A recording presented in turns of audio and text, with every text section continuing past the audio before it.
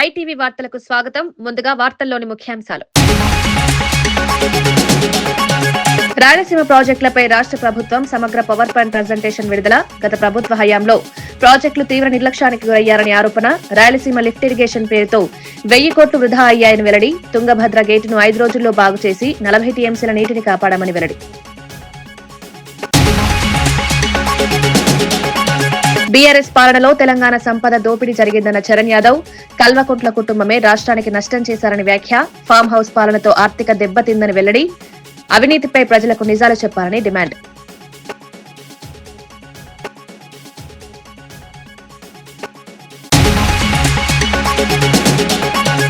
కూటమి పాలనతో గ్రామాలు ఖాళీ అవుతున్నాయన్న కేతిరెడ్డి. ఉపాధి లేక ప్రజలు వలసబాట పడుతున్నారని విమర్శ. ప్రభుత్వ వైఫల్యాలతో ప్రజల జీవితం అస్తవ్యస్తమవుతోందని వ్యాఖ్య. ప్రచారాలే తప్ప ప్రజలకు మేల్లేదని వెల్లడి.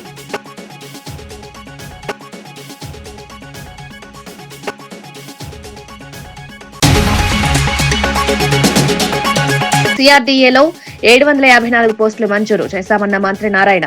అమరావతిలో 2వ దశ భూ సమీకరణ జరుగుతోందని వెల్లడి. రాజధాని నిర్మాణ పనులకు ఊతమిస్తున్న మంత్రి. ఉద్యోగాలతో అమరావతి పునర్నిర్మాణం జోరు పెరుగుతుందని వ్యాఖ్య.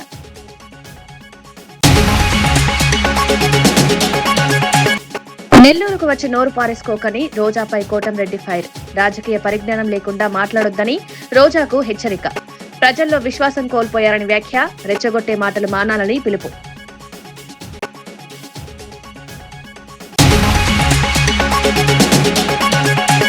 ముఖ్యమంత్రి చంద్రబాబు నాయుడు అధ్యక్షతన ఏపీ సిఆర్డీఏ 57వ అథారిటీ సమావేశం జరిగింది. రైతులకు ఇచ్చిన రిటర్నబుల్ ప్లాట్లలో సమస్యలున్న 112 ప్లాట్లకు ప్రత్యామ్నాయ ప్లాట్లు కేటాయించేందుకు అంగీకారం తెలిపింది. రాజధానిలో భూమి లేని నిరుపేదలకు ఇచ్చే పెన్షన్లను మైనర్ అనాథలకు వర్తింపజేయాలని నిర్ణయించింది. కృష్ణానదీ తీరాన్ని మెరీనాగా అభివృద్ధి చేయడం, వాటర్ ఫ్రంట్ జెట్టీలు, టూరిజం బోట్లు, ఫుడ్ ప్లాజాల అభివృద్ధికి పీపీపీ విధానంలో టెండర్లు పిలవాలని నిర్ణయించారు. సిఆర్డీఏలో 754 పోస్టుల రాటిఫికేషన్ కు ఆమోదం లభించింది. ఈ సెక్టర్ మొత్తానికి చేయమన్నాం. మళ్ళీ ఒకసారి చెప్తున్నాను.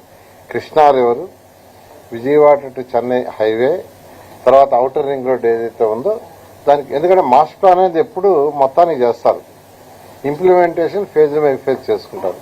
అట్లా master plan urban authority rules ప్రకారం మాస్టర్ ప్లాన్ చేస్తున్నారు.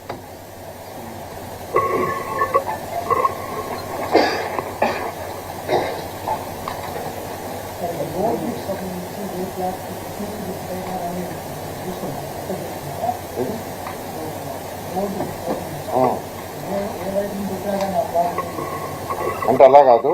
రోడ్డు హిడ్ లో రైతు సోదరులందరూ అడిగింది ఏంటంటే, కమర్షియల్కి అంతకుముందు ఏమి ఇవ్వలేదు, మీరు కమర్షియల్లో వెస్ట్ సౌత్ వెస్ట్ వచ్చి రోడ్డు వచ్చి కానీ హిట్ చేసే సైట్కి దాన్ని మార్చండి. అదేవిధంగా సౌత్ అండ్ సౌత్ వెస్ట్ అది వచ్చి హిట్ చేసిన ప్లాట్కి దాన్ని మార్చండి. అవి 2 మార్చమని రిక్వెస్ట్ చేశారు. అంటే ఆల్రెడీ ఒక 5 ఎగ్జామ్షన్ ఉంది. ఆల్రెడీ ఉంది 5 ఎగ్జామ్షన్. దాంతో వీటిని యాక్చువల్ కమర్షియల్కి ఇవి మాత్రం అడిగారు. కమర్షియల్కి ఇవి అడిగారు. అంతకుముందు రెసిడెన్షియల్కి ఆల్రెడీ మనకు చాలా క్లారిటీగా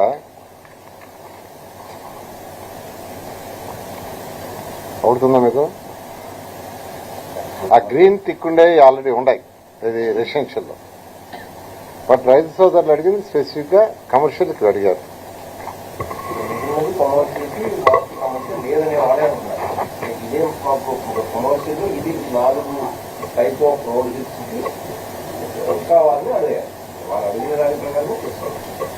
అమరావతి వాస్తు కన్సల్టెంట్ వాస్తు కన్సల్టెంట్ అంటే అప్పుడు రాఘవయ్య గారని యాక్చువల్గా ఉన్నారు, పెట్టాం యాక్చువల్గా. ఇప్పుడైతే ఎవరు లేరు. రైతు సోదరులందరూ చెప్పేదాన్ని బట్టి వాళ్ళందరితో డిస్కస్ చేసి డెసిషన్ తీసుకుంటాం. మెజారిటీ డెసిషన్ ప్రకారం ముందుకు పోతాం.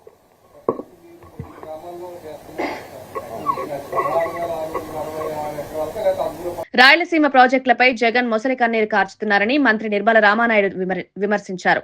పూర్తిగాని ప్రాజెక్టులకు జాతికి అంకితం చేసిన వ్యక్తి జగన్ అన్నారు. రాయలసీమలో ప్రారంభమైన ప్రాజెక్టులన్నీ టీడీపీ హయాంలోనివని స్పష్టం చేశారు. చంద్రబాబు పాలనలోనే చెరువులు కలకలలాడుతున్నాయన్నారు. అభివృద్ధి పనులకు అడ్డుపడుతూ ఇప్పుడు విమర్శలు చేయడం సరికాదన్నారు. ప్రజలు నిజాలు తెలుసుకున్నారని, రాజకీయ లబ్ధి కోసం చేస్తున్న వ్యాఖ్యలను నమ్మరని అన్నారు. 50% ఓట్లు ఇచ్చి 151 సీట్లు ఇస్తే రాయలసీమకు 5 సంవత్సరాల్లో ఏమి చేశావని ఈవేళ రాయలసీమ వాసులే ఈరోజు జగన్మోహన్ రెడ్డిని ప్రశ్నిస్తున్నటువంటి పరిస్థితి. ఈరోజు రాయలసీమ వాసులు చెప్తూ ఉన్నారు, రాయలసీమలో ప్రారంభమైనటువంటి ప్రాజెక్టులు, రాయలసీమలో ప్రస్తుతం ఉన్నటువంటి ప్రాజెక్టులు, రాయలసీమలో ప్రస్తుతం కొనసాగుతున్నటువంటి ప్రాజెక్టులు, ఏ ప్రాజెక్ట్ అయినా సరే తెలుగుదేశం ప్రభుత్వం, ఆ రోజు అన్న ఎన్టీ రామారావు గారు, ఈరోజు చంద్రబాబు నాయుడు గారి హయాంలోనే ప్రారంభించడం, కొనసాగించడం, అది తెలుగుదేశం ఈరోజు కూటమి ప్రభుత్వం సారథ్యంలోనే జరుగుతున్నటువంటి ఇరిగేషన్ ప్రాజెక్టులు మా రాయలసీమలో అని చెప్పి ఈవేళ రాయలసీమ వాసులు చెప్తున్నటువంటి పరిస్థితి. అంటే నీ 5 సంవత్సరాల పాలనలో సినిమా సిట్టింగులేసి ఉత్తుత్తి ప్రారంభోత్సవాలు చేసి పూర్తి కానిటువంటి ప్రాజెక్టులు కూడా పూర్తి చేసినట్లుగా జాతికి అంకితాలు వంటి మరి సెట్టింగుల ముఖ్యమంత్రిగా ఆ రోజు నువ్వు ఉండి ఈరోజు రాయలసీమ గురించి మాట్లాడడానికి నీకు నైతిక అర్హత ఎక్కడ ఉందని చెప్పి ఈరోజు రాయలసీమ వాసులే ప్రశ్నిస్తున్నటువంటి పరిస్థితి. సామాజిక తెలంగాణ కోసం అందరూ కలిసి నడవాలని తెలంగాణ జాగృతి అధ్యక్షురాలు కల్వకుంట్ల కవిత పిలుపునిచ్చారు. తెలంగాణ అస్తిత్వం, స్వాభిమానాన్ని కాపాడే పార్టీ రాష్ట్రానికి అవసరమని ఉద్యమకారులు అభిప్రాయపడ్డారు. బంజారాహిల్స్ లోని తెలంగాణ జాగృతి కార్యాలయంలో కవితను కలిసి తెలంగాణ ఉద్యమకారుల జేఏసీ నాయకులు, ప్రజా ఉద్యోగ, కుల సంఘాలు, వివిధ విశ్వవిద్యాలయాల విద్యార్థి సంఘాల నేతలు సంపూర్ణ మద్దతు ప్రకటించారు. తెలంగాణ కోసం మీరు తీసుకునే రాజకీయ బాటలో మీతో కలిసి నడుస్తామని వారు స్పష్టం చేశారు. రాబోయే రోజుల్లో తెలంగాణ ప్రజల హక్కుల కోసం కొత్త రాజకీయ వేదిక అవసరమని సమావేశంలో అభిప్రాయం వ్యక్తమైంది. తెలంగాణ ఆశయాలను కొనసాగించే నాయకత్వానికి తమ మద్దతు ఉంటుందని ఉద్యమకారులు భరోసా ఇచ్చారు. ఈ పరిణామం రాష్ట్ర రాజకీయాల్లో కొత్త చర్చకు దారితీస్తోంది.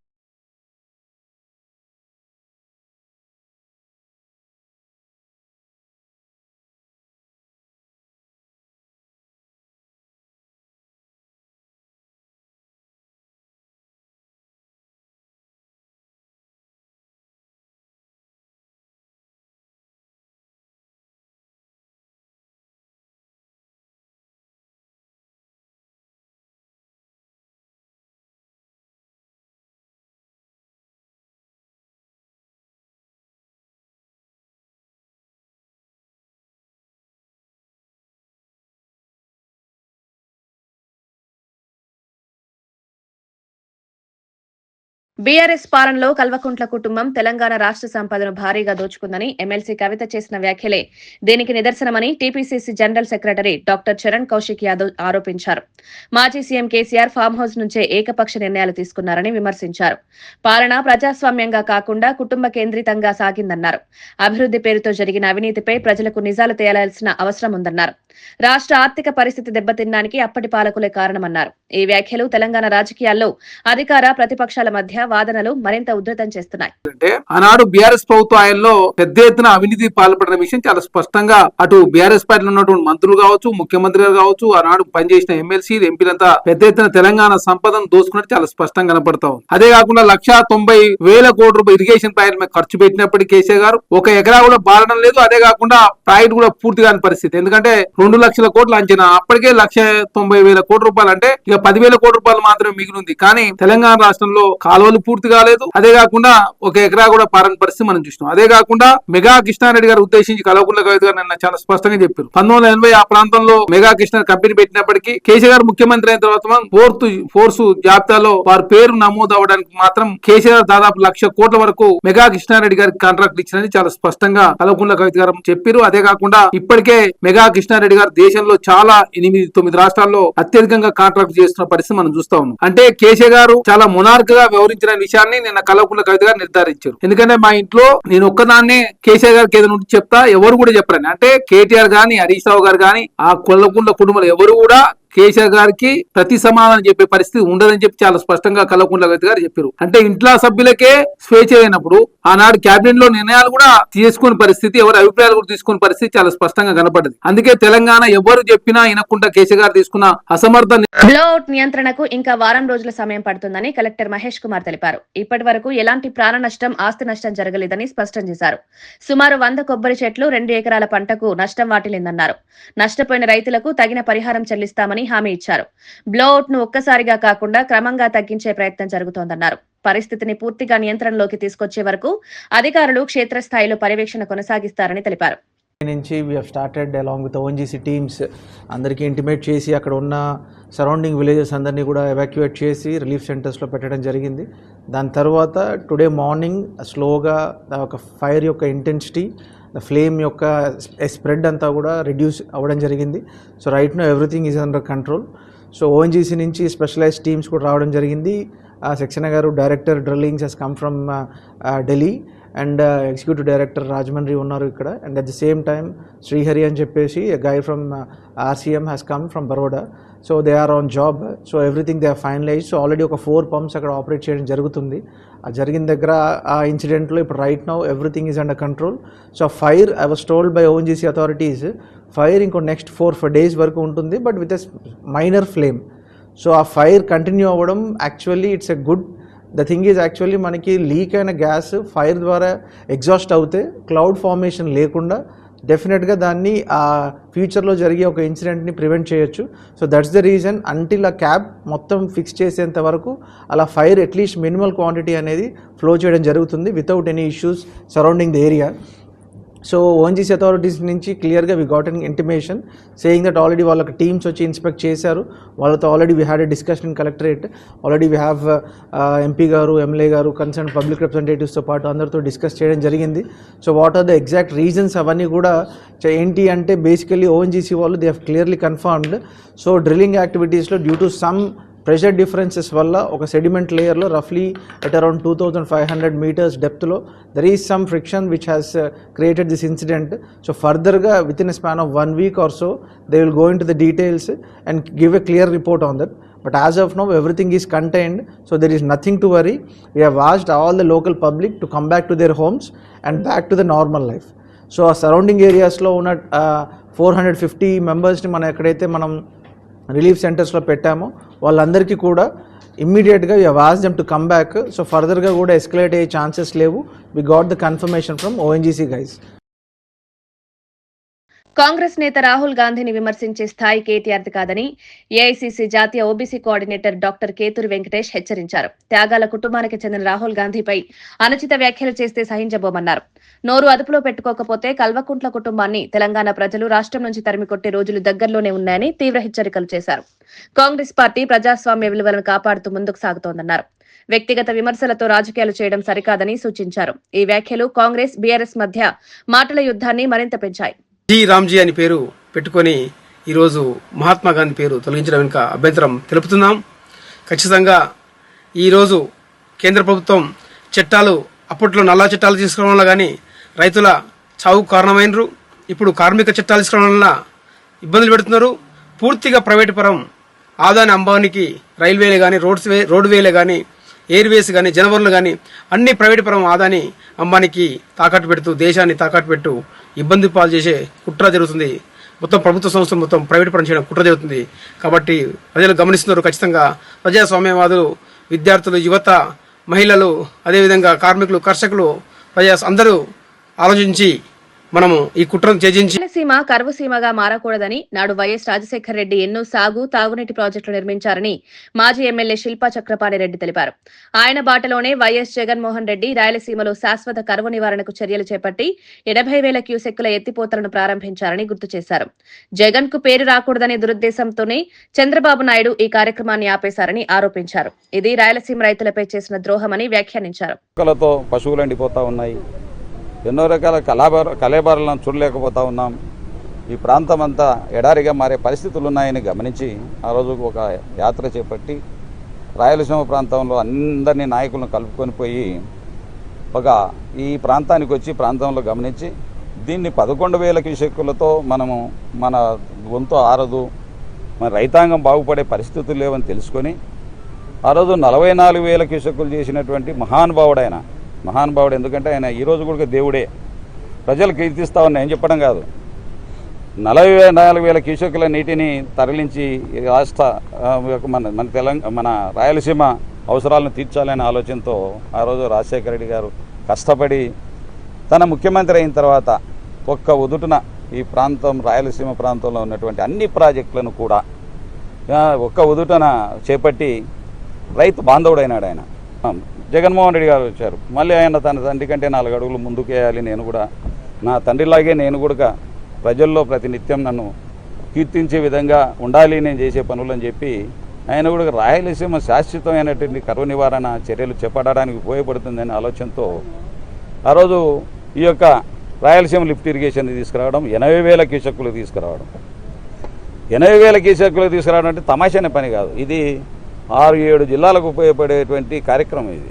దీనివల్ల ఎంతో ఎప్పుడైనా వర్షాభావ పరిస్థితులు సరిగా లేనప్పుడు మనకు 840-54 వస్తే కానీ డ్రా చేసే పరిస్థితుల్లో మనం లేం. కాబట్టి మనం ఎప్పటికైనా మన రైతాంగం వర్షాభావ పరిస్థితులు వచ్చినప్పుడు తాగడానికి కూడా నీళ్లు ఉండవు అనే ఒక ఆలోచనతో జగన్మోహన్ రెడ్డి గారు ఆ రోజు ఈ ప్రాజెక్టును తీసుకొచ్చి మనం కూడా 800 అడుగుల్లో ఆ రోజు వీళ్ళు చేసిన చంద్రబాబు నాయుడు చేసినటువంటి తప్పిదం వల్ల ఆ రోజు ఓటు ఉన్నట్టు కేసులో ఆయన రాజధానికి చేరడం వల్ల ఇదే మన కేసీఆర్ గారు ఆడ కేసులో ఏమైనా ఇబ్బంది పెడతాడనే భయంతో నెల్లూరులో వైసీపీ నేత రోజాపై నుడా చైర్మన్ కోటంరెడ్డి శ్రీనివాసులు రెడ్డి తీవ్ర స్థాయిలో విమర్శలు గుప్పించారు. నెల్లూరుకు వచ్చి నోరు పారేసుకుని వెళ్లడం అలవాటైందని, రాజకీయ పరిజ్ఞానం లేకుండా మాట్లాడుతున్నారని మండిపడ్డారు. రాష్ట్రాన్ని సర్వనాశనం చేసిన తర్వాత మళ్లీ అధికారంలోకి వస్తామంటూ మాట్లాడడం హాస్యాస్పదమని వ్యాఖ్యానించారు. ప్రజలు అన్ని గమనిస్తున్నారని, మీ మాటలకు ప్రజల్లో విశ్వాసం లేదన్నారు. రోజా వ్యాఖ్యలు కేవలం రెచ్చగొట్టేలా ఉన్నాయని, అవి రాజకీయ సంస్కృతికి విరుద్ధమని తెలిపారు. రాష్ట్ర రాజకీయాల్లో బాధ్యతాయుతంగా మాట్లాడాల్సిన అవసరం ఉందని సూచించారు. ఈ వ్యాఖ్యలు నెల్లూరు రాజకీయాల్లో తీవ్ర చర్చకు దారితీశాయి. అంతేగాని పరిపాలన చేతగాని దద్దమ్మలకి ఏం జవాబు చెప్తావు, సిరిసిరి మొవ్వకి ఏం చెప్తావు? మొవ్వలంటే వాయించుకునేది, ఎద్దులు వాయిస్తుంటాయి కదా మెడలో, అటువంటి మొవ్వలకి ఏం సమాధానం చెప్పమంటారు చెప్పండి? అంతకన్నా చెప్పేది ఏముంది?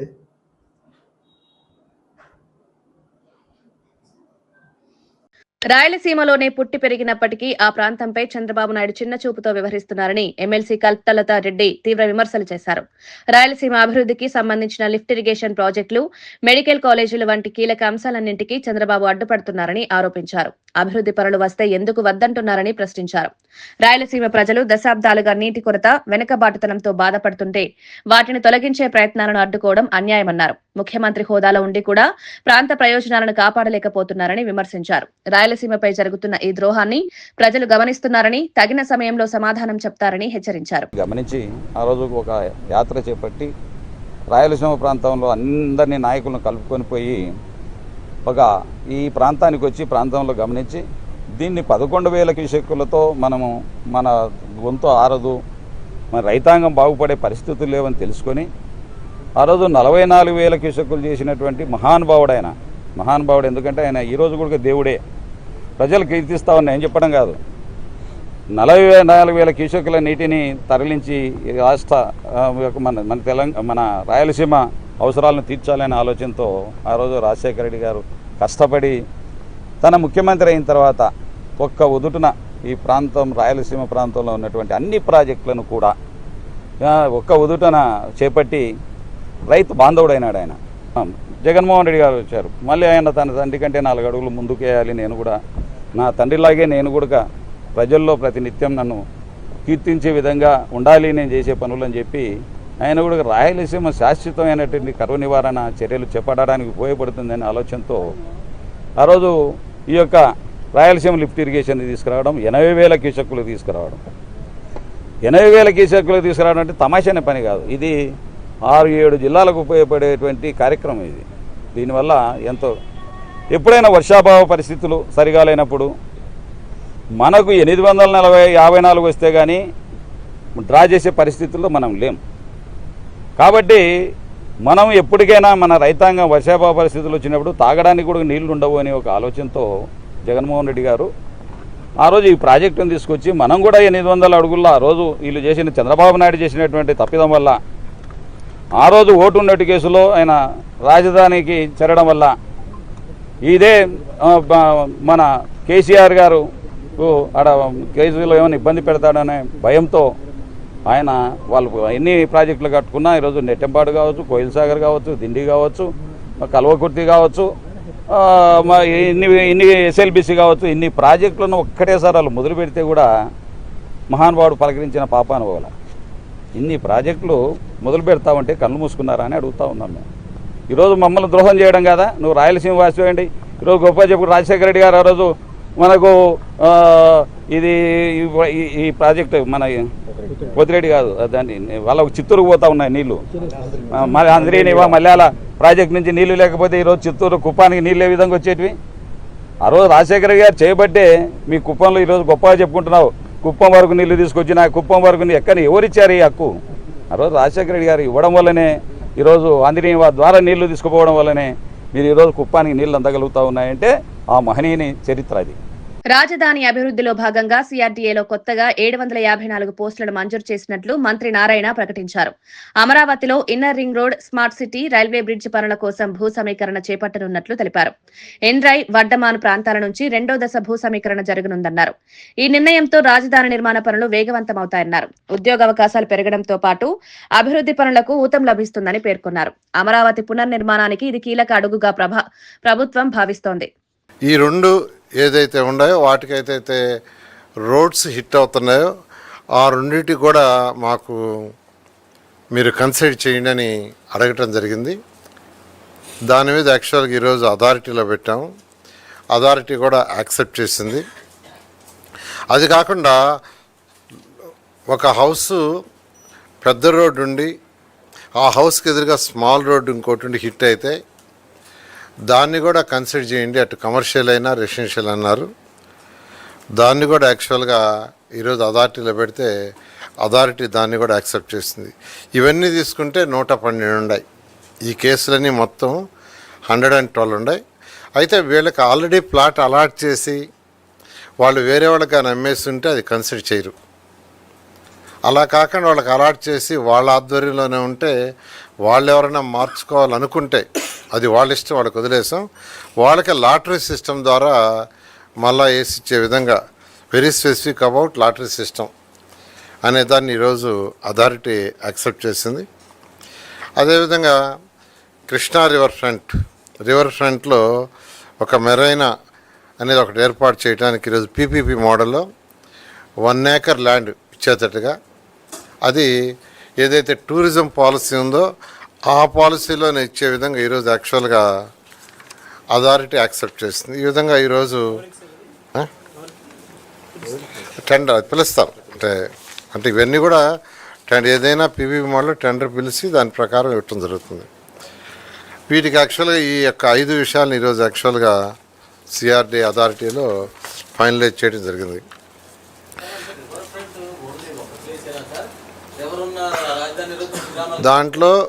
దాంట్లో ఓన్లీ 1 kilometer ఓన్లీ 1 acre ఏరియానే 1 acre ఏరియాలోని బోట్స్ అవి రివర్లో పెట్టుకోవటానికి ఒక 60 బోట్స్ పెడతా ఉన్నారు వాళ్ళు. 60 బోట్స్ 60 బోట్స్కి పక్కన 1 acre ఎందుకంటే వచ్చిన వాళ్ళు నిలబడటానికి వాటికి ఇటు కావాలి కదా. అది మొబైల్ ఫుడ్ కోర్ట్ పెట్టుకుంటారు, మొబైల్, అదేవిధంగా మొబైల్ టాయిలెట్స్, అదేవిధంగా ఒక 10 rooms కూడా మొబైల్ రూమ్స్ ఈ డ్రెస్ చేంజ్ చేసుకోవటానికి వాటికి ఇటుకి దానికోసంగా ఒక 1 acre ఇవ్వటం జరిగింది. తర్వాత సీడ్ యాక్సిస్ రోడ్డు మీద ఏదైతే 4.5 ఎకరా ఇంకా ల్యాండ్ పుల్లింగ్కి మెయిన్గా మంగళగిరి రోడ్డుకి ఎక్కేదానికి, మంగళగిరి రోడ్డు మీదకి ఎక్కేదానికి ఒక 4.5 ఎకరా పెండింగ్లో ఉంది. ఆ 4.5 ఎకరా రాయలసీమ వెనుకబడిన ప్రాంతాలను కరువు కాటకాల నుంచి బయటపడేయడానికి వైఎస్ జగన్మోహన్ రెడ్డి రాయలసీమ ఎత్తిపోతల పథకాన్ని ప్రారంభించారని కర్నూలు జిల్లా వైఎస్ఆర్సీపీ అధ్యక్షుడు ఎస్వీ మోహన్ రెడ్డి తెలిపారు. తెలంగాణ ప్రభుత్వం అనుమతులు లేకుండా పాలమూరు, రంగారెడ్డి, దిండి వంటి ప్రాజెక్టులు నిర్మిస్తుంటే అప్పటి ముఖ్యమంత్రి చంద్రబాబు ఎందుకు అడ్డుకోలేకపోయారని ప్రశ్నించారు. రాయలసీమకు రావాల్సిన నీటి వాటాను కాపాడడంలో చంద్రబాబు విఫలమయ్యారని విమర్శించారు. లిఫ్ట్ ఇరిగేషన్ పథకాన్ని వెంటనే పునః ప్రారంభించకపోతే చంద్రబాబుకు రాజకీయ సమాధి తప్పదని హెచ్చరించారు. ఈ వ్యాఖ్యలు రాయలసీమ రాజకీయాల్లో తీవ్ర దుమారం రేపుతున్నాయి. పర్మిషన్లు లేకుండా అక్రమంగా కట్టుకుంటున్నారు. మన రాయలసీమ ప్రాంతము ఆంధ్ర రాష్ట్ర ప్రాంతము నష్టపోతున్నారు. కాబట్టి దీనికి మనం కూడా ఒక 800 ఫీట్లో ఒకటి రాయలసీమ ఎత్తిపోతల పథకాన్ని మనం కూడా స్టార్ట్ చేసి తర్వాత గ్రీన్ ట్రిబ్యునల్లో పర్మిషన్స్ తీసుకోవచ్చు అనే దాంట్లో ముందరు పోయినాడు. ఈరోజు పర్మిషన్ లేవని మనల్ని కాబట్టి ఆపినారంటున్నారు. మరి డిండి మీరు ముఖ్యమంత్రిగా ఉన్నప్పుడు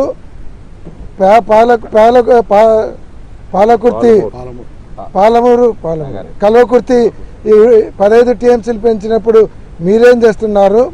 పాలమూరు, రంగారెడ్డి పర్మిషన్ లేకుండా డిండి కడుతుంటే మీరు ముఖ్యమంత్రి కంటే ఎందుకు ఆపలేకపోతున్నారు? దానికి సమాధానం చెప్పండి.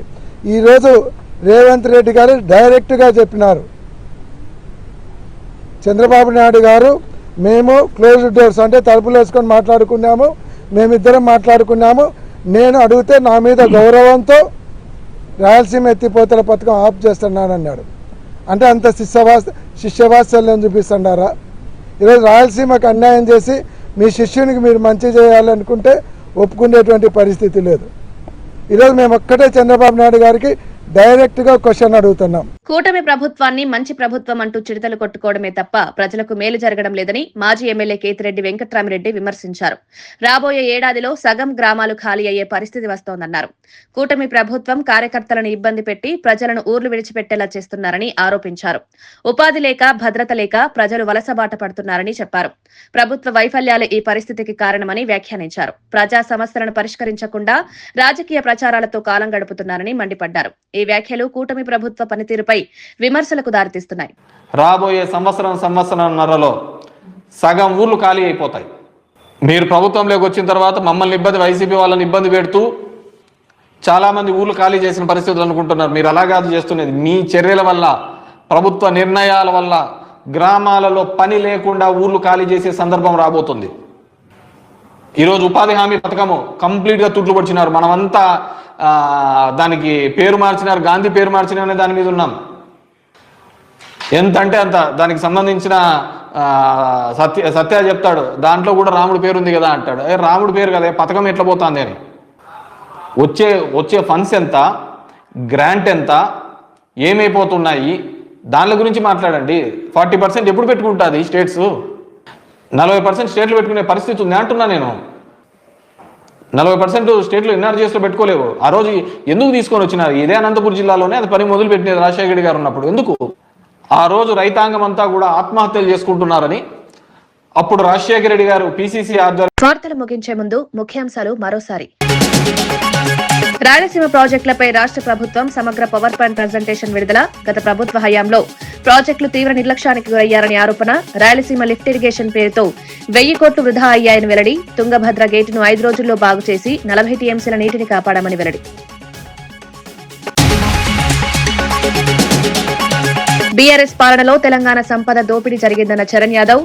కల్వకుంట్ల కుటుంబమే రాష్ట్రానికి నష్టం చేశారని వ్యాఖ్య. ఫామ్ హౌస్ పాలనతో ఆర్థిక దెబ్బతిందని వెల్లడి.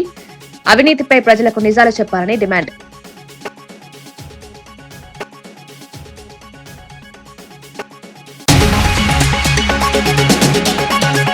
కూటమి పాలనతో గ్రామాలు ఖాళీ అవుతున్నాయన్న కేతిరెడ్డి. ఉపాధి లేక ప్రజలు వలసబాట పడుతున్నారని విమర్శ. ప్రభుత్వ వైఫల్యాలతో ప్రజల జీవితం అస్తవ్యస్తమవుతోందని వ్యాఖ్య. ప్రచారాలే తప్ప ప్రజలకు మేల్లేదని వెల్లడి.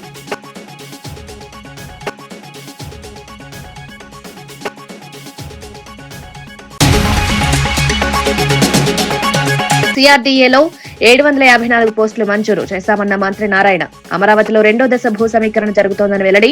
రాజధాని నిర్మాణ పనులకు ఊతమిస్తున్న మంత్రి. ఉద్యోగాలతో అమరావతి పునర్నిర్మాణం జోరు పెరుగుతుందని వ్యాఖ్య.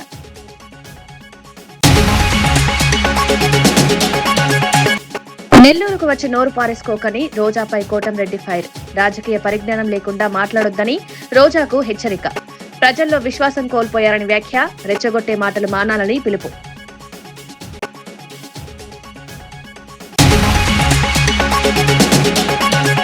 ఇవి ఈనాటి వార్తా విశేషాలు.